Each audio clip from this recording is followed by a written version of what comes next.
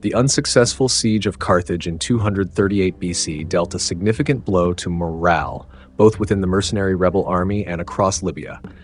Compounding their difficulties, Hamilcar's relentless blockade continued to deprive them of food and essential supplies. Mathos and Spendius faced two remaining options. Either they had to defeat the Carthaginian field forces to have any hope of victory, or they would be forced to seek peace. However, surrender was not a viable choice for the rebel leadership. At best, they could expect a swift execution, but it was far more likely that Hamilcar intended a far grimmer fate, either the elephants or crucifixion.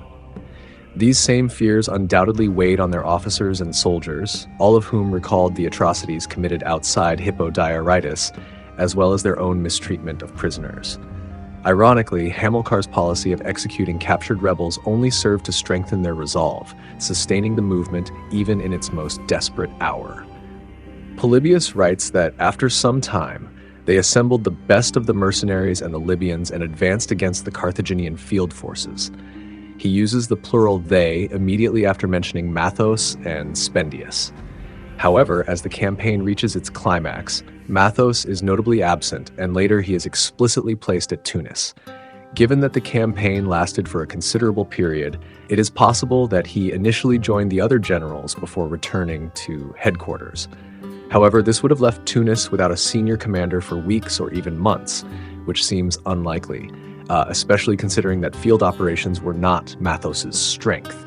A more plausible interpretation is that he remained in command at Tunis throughout the campaign, while Autaritus, Spendius, and the newly prominent Zarzas led the expeditionary force. Polybius estimates the rebel forces at 50,000 strong, noting that with them too was Zarzas the Libyan, leading those under his command. This marks Zarzas' first appearance in the narrative, and it is clear that he commanded his own division. Polybius' wording is particularly significant. His phrasing suggests that Zarzas' forces were in addition to the 50,000 troops, and that he distinguished them in a similar manner to how he had previously described Autaritus' Gauls during the first inland expedition. Zarzas must have possessed considerable military experience to not only command a division but also serve as one of the expeditionary leaders. It is possible that he had served in the Sicilian campaigns but had not been a prominent figure when the mercenary revolt began, instead rising through the ranks over time. However, the way Polybius describes his division suggests a degree of autonomy from the rest of the expeditionary force. An alternative possibility is that Zarzas was a Libyan noble with prior military experience who had recently raised a force independently and brought it to Tunis. The defections of Hippo Diaritis and Utica, along with Carthage's ongoing military failures, would have encouraged such a move. Yet, if he were a Libyan noble, why did he take so long to join the rebellion? One potential factor was the brutal tactics employed by Hamilcar, including mass executions, devastation of the countryside, and the sacking of settlements, measures intended to intimidate the Libyan population. These atrocities may have ultimately driven Zarzas to align with the rebels. The rebels' first critical objective was to force Hamilcar to withdraw. Securing the roads from the interior was essential to allow relief supplies to reach both the forces remaining in Tunis and the expeditionary army. Given Hamilcar's strategic acumen, it is unlikely that he would have allowed himself to be easily dislodged. For the starving troops under Spendius and his fellow commanders, the effort required was undoubtedly immense. Nevertheless, they succeeded, though Polybius provides little detail on how this was achieved. Instead, he describes the subsequent phase of the campaign as an extensive maneuvering contest across hills and valleys, with both sides striving to outflank one another. A plausible reconstruction of events can be proposed. At the beginning of the campaign, the Carthaginian forces were likely positioned to monitor the main routes leading to Tunis. Hamilcar may have controlled the Bagradas Valley from a location such as Thuburbo Minus, while Hannibal held the territory to the southeast, possibly at Inuka or Euthina. Meanwhile, Naravas, regardless of his exact base, was likely patrolling the area between them. These positions would have made it difficult for the rebels to break out. However, a swift and well-executed sortie from Tunis, possibly led by veteran troops and launched at night, similar to Hamilcar's earlier rapid advance from Carthage to the Bagradas, could have created enough disruption to prevent the Carthaginian commanders from coordinating an immediate response. Faced with this sudden assault, Hamilcar and Hannibal may have been forced to retreat inland to consolidate their forces, as neither could afford to hold his position without the support of the other. Consequently, Narvaez would also have had to withdraw with them. In this way, the rebels managed to drive the Carthaginian field forces back into the countryside, after which they focused on wearing them down through continued maneuver warfare.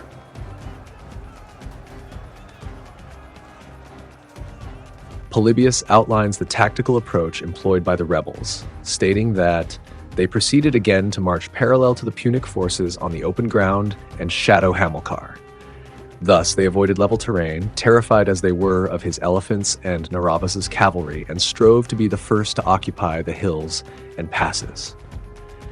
In essence, they adopted a strategy similar to that of their earlier expedition. Engaging Hamilcar in a single, slow-moving mass would have been futile. He could have easily outmaneuvered, outflanked, and harassed such a force before ultimately trapping it. Instead, the rebels needed to reverse these tactics and impose the same difficulties on him. This was not an unrealistic objective. Previously, Spendius and Autaritus had employed similar methods, successfully cornering Hamilcar. It was only the timely arrival of Numidian cavalry that had saved him on that occasion.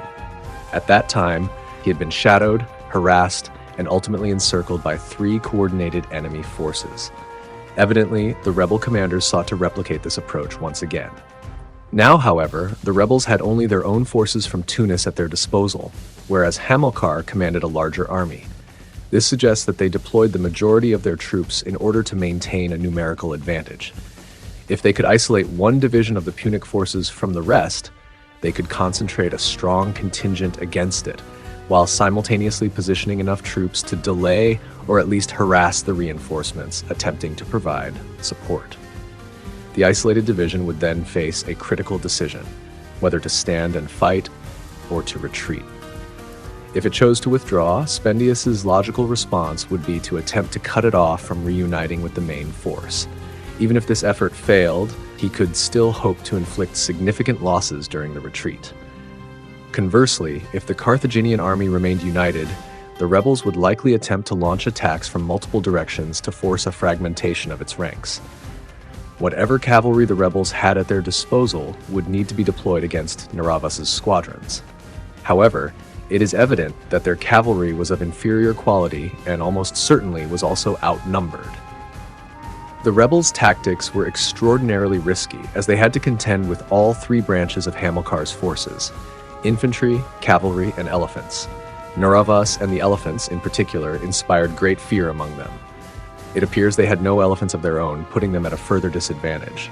Moreover, Hamilcar was capable of employing the same strategies and tactics against them, and Polybius confirms that he did so. Yet, in their desperate circumstances, the rebels had little choice but to take these risks. Frustratingly, Polybius' account once again omits place names, provides no clear indication of the campaign's duration, and remains largely general in detail. However, he does acknowledge the rebels' aggressiveness and daring, an unusual compliment that he immediately tempers with criticism.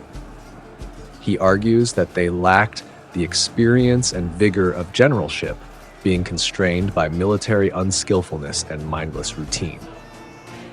This assessment is clearly directed at Spendius, Autaritus, and Zarzas in contrast to Hamilcar. As a result, Polybius states, Hamilcar was able to conduct his campaign like a good draughts player, alternately cutting off enemy units, luring them into ambushes, or striking unexpectedly by day or night to throw them into panic. His narrative conveys a vivid sense of relentless marches and countermarches, sudden reversals, and diverse forms of combat, all culminating in Hamilcar's gradual ascendance. At this stage, Polybius shows little interest in precise geographical or chronological details, instead focusing on the moral and psychological dimensions of the conflict.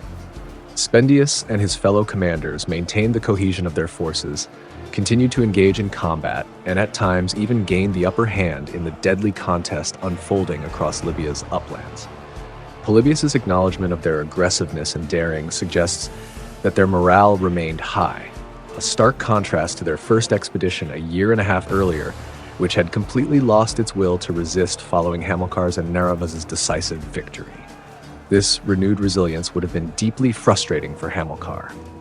His own forces suffered losses and, at times, must have faced shortages of supplies, which had to be sourced either from territories still loyal to Carthage, wherever they were located, or from communities compelled by force. In fact, much of the maneuvering on both sides likely centered on securing provisions while denying them to the enemy. However, the strategic objectives of the rebels and those of Hamilcar were not necessarily aligned. The rebels did not need to win a decisive battle. Their primary aim was to harass and exhaust the Carthaginian forces, drive them away from the coast, and cut off their supply lines. If they could achieve this, Hamilcar's army would gradually weaken, desertions would increase, and he would find himself isolated from Carthage. A pitched battle was precisely what the rebels sought to avoid, as Spendius and his fellow generals understood that they would almost certainly lose. Hamilcar, on the other hand, needed to force them into open battle, as a war of attrition favored the rebels who could afford greater losses. Confident in his ability to win a decisive engagement, Hamilcar sought to bring them to bay. At the same time, he could not afford to stray too far from Carthage, certainly not as far as the West, or even Sicca. Such a move had been viable earlier when he had near total freedom of movement, but with the rebels persistently shadowing his forces, an extended absence from Carthage could prove disastrous for morale at home. Worse still, if Spendius gained enough confidence, he might even detach some of his forces to renew the assault on the city itself. As both sides depended on supplies from the countryside, the conflict likely unfolded across the valleys and uplands between the Bagradas, Siliana, and Melon rivers. Byzantium is another possible theater of operations, though it seems less likely due to its greater distance from the rebel strongholds. The north coast, with its sparse settlements between the vicinity of Hippo Diaretus and Hippo Regius, offered little strategic appeal. Likewise, prolonged campaigning in desert or semi-desert regions would have been unsustainable, though the armies may have traversed such terrain at times. Given these geographical and logistical constraints, the most probable outcome was a series of maneuver-based engagements, characterized by zigzag movements, feints, counterfeints, skirmishes, and clashes, unfolding over a period of 2 months or more. However, no large-scale battles took place. Polybius describes full combats, but these primarily took the form of unexpected ambushes, or panicked retreats triggered by Hamilcar's sudden appearances. If significant pitched battles had occurred, they would likely have received more detailed treatment in his account and, more importantly, would have yielded more decisive outcomes. Despite the narrative's generally favorable stance toward Hamilcar, it primarily recounts intermittent skirmishes, ambushes, and strategic maneuvers, many of which did not escalate into full-scale combat. Moreover, as previously noted, not all of these actions were initiated by Hamilcar, nor did all of them work to his advantage. After each successful engagement, Hamilcar, as ruthless as ever, executed all prisoners. Spendius and the rebels, however, took a different approach.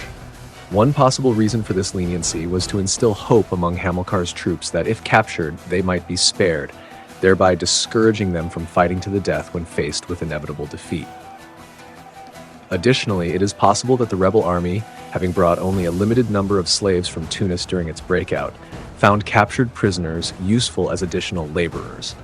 In stark contrast, Hamilcar's brutality likely had the opposite effect, reinforcing the rebels' determination to resist until the very end of the campaign. His relentless execution of prisoners gave them little incentive to surrender, ensuring that the conflict remained fierce and protracted. Polybius concludes the campaign by describing how Spendius and his forces found themselves trapped at a location known as the Saw, completely surrounded and unable to advance or retreat. Hamilcar had successfully corralled them, leaving them at his mercy. Frustratingly, Polybius provides no details on how this strategic maneuver was executed. Furthermore, his description of the terrain is notably vague. At this point, Hamilcar unexpectedly encamped opposite them and proceeded to encircle them with a ditch and palisade, sealing their fate. A plausible scenario can be reconstructed. After months of marching, countermarching, and intermittent skirmishes, Spendius and his forces arrived in the region of the Saw. It is evident that they had lost contact with Hamilcar, who may have deliberately misled them into believing he had withdrawn to forage elsewhere. With no immediate threat in sight, the rebels established their camp. The location must have seemed strategically advantageous. Whatever natural feature the Saw referred to, it likely provided a sense of security, perhaps preventing an approach from one direction. Additionally, the area had access to water, as Hamilcar relied on starvation rather than dehydration to weaken his opponents. Had thirst been a factor, the siege would have ended much more swiftly. This suggests that the surrounding region contained some degree of cultivation, allowing the army to replenish supplies upon setting up camp. It is possible that the rebels remained there for several days, gathering resources, while Spendius and his fellow commanders deliberated on their next move in the ongoing struggle against Hamilcar. Instead, Hamilcar located them. It is likely that he had been tracking the rebel army from a distance, relying on Numidian scouts who would have been difficult to detect if they wished to remain unseen. Almost certainly, the rebels had grown complacent, neglecting proper vigilance, perhaps even failing to station lookouts on the crest of the Saw. A night march, we may reasonably infer, brought Hamilcar's forces into position. As dawn broke, the rebels were confronted with an alarming sight. The Carthaginian army had established a camp of its own, directly opposite them. The logical response for the rebels would have been to march out and attack, before the Carthaginians could fully establish their position. But Polybius's account does not explicitly indicate a direct engagement. Instead, he emphasizes that the terrain was unfavorable for the rebels, while advantageous for Hamilcar's forces. Moreover, he states twice that, throughout the ordeal, the rebels avoided battle entirely. Hamilcar reduced them to such dire conditions that they neither dared to fight nor had any means of escape. Polybius describes their desperation, noting that they were driven to cannibalism, yet still refrained from marching out to engage in combat. He attributes this hesitation to their fear of certain defeat and the brutal consequences of capture, likely heightened by their terror of Hamilcar's elephants. Thus, Spendius, Autaritus, and Zarzas kept their men confined within the camp, watching helplessly as the Carthaginians methodically enclosed them. Hamilcar's forces dug a ditch and constructed a palisade around the rebels, effectively sealing them in.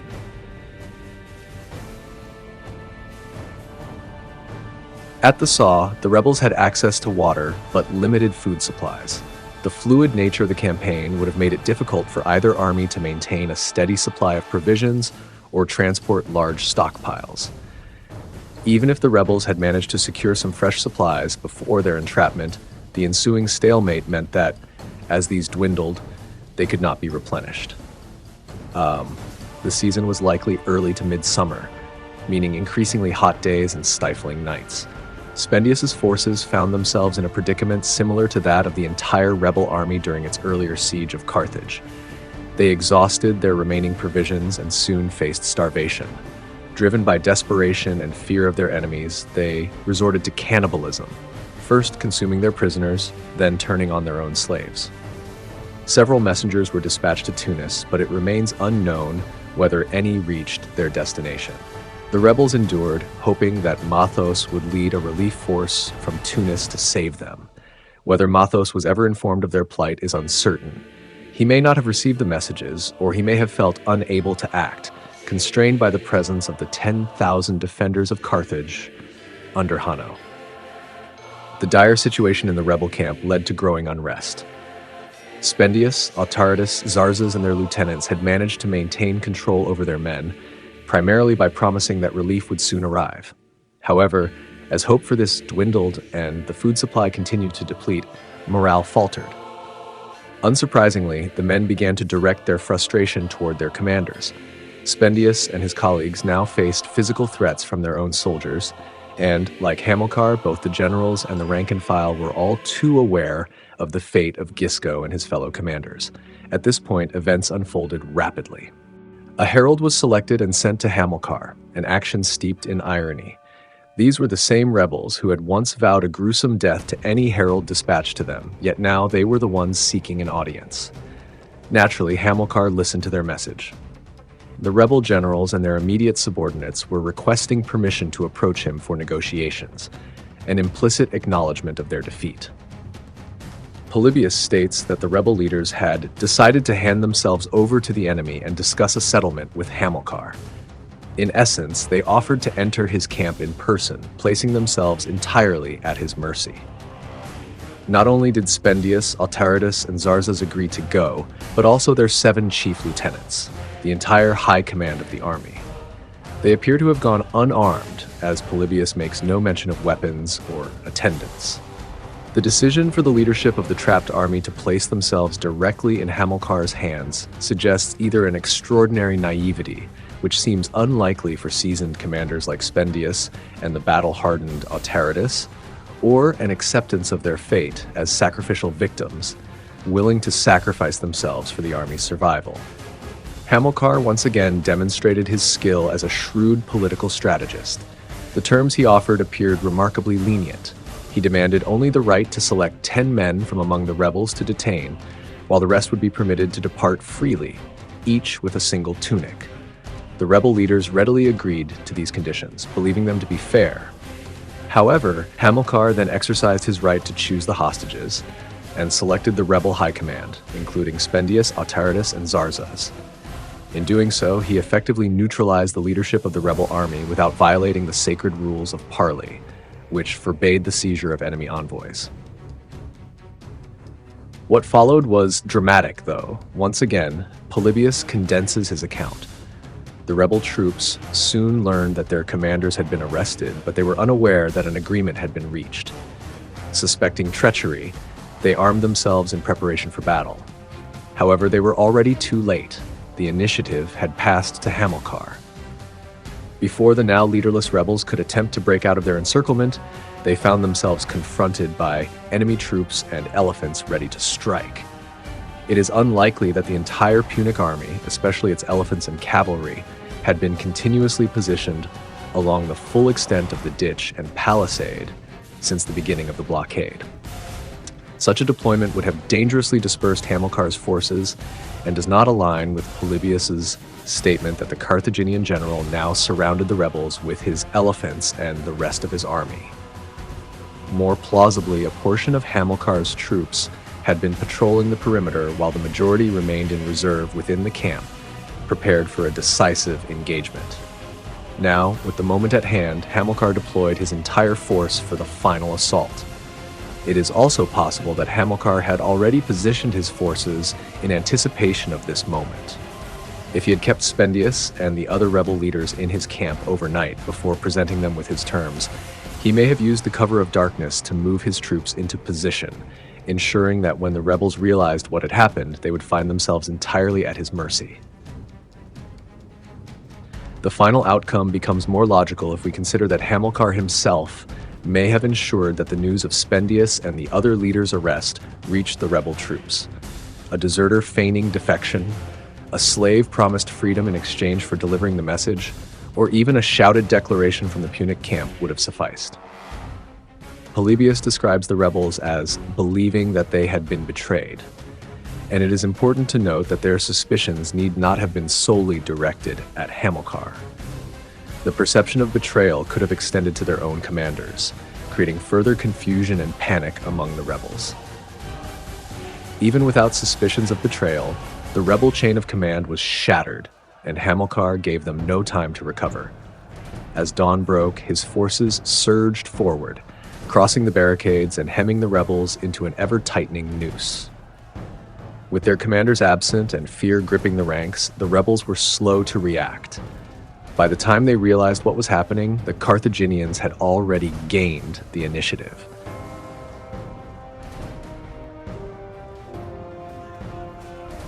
The encampment, which had once seemed like a refuge, became a death trap.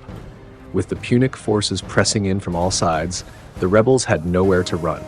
Desperate men attempted to claw their way out, but they were cut down at the barricades or driven back into the chaos behind them. The confined space turned the battle into a brutal, frenzied melee. Without direction or discipline, the rebels fought like cornered animals, wielding swords, spears, and whatever weapons they could find in a desperate bid to stay alive. Some tried to form defensive lines, but panic spread like wildfire as Carthaginian infantry hacked their way through. Mercy was a luxury, neither offered nor requested. The Carthaginians, still seething over the gruesome execution of their beloved commander Gisco and his men, showed no mercy. Their ranks fought with grim determination, eager to exact vengeance. Neravas and his Numidian cavalry patrolled the perimeter, ensuring no one could escape. Any rebels who managed to break through the initial lines were swiftly hunted down and slaughtered.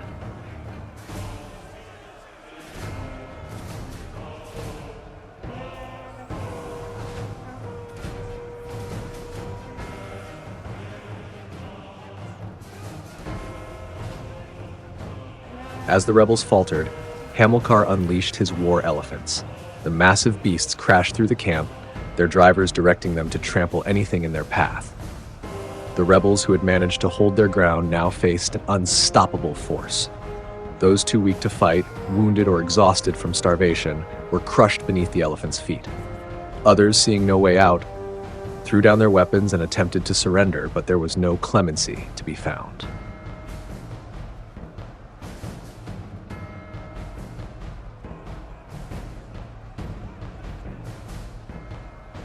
The slaughter lasted for hours. Blood ran in rivulets through the camp as the once defiant rebel army was systematically annihilated. The air was thick with the stench of death, the cries of the wounded drowned out by the relentless advance of the Carthaginian forces. By the end, the battlefield was silent. According to Polybius, the rebel army had still numbered around 40,000 before this final engagement. Now they were no more. Those who had not been cut down in battle were rounded up and subjected to the same fate as earlier prisoners, trampled beneath the elephants in a grim spectacle of Carthaginian retribution. With the rebel army annihilated and its leaders either captured or slain, the war was now nearing its end. Hamilcar had achieved one of the most decisive victories of his career, proving his tactical brilliance once more. But the rebels were not entirely finished, and though their numbers had been devastated, resistance would continue in isolated pockets. The final reckoning was still to come.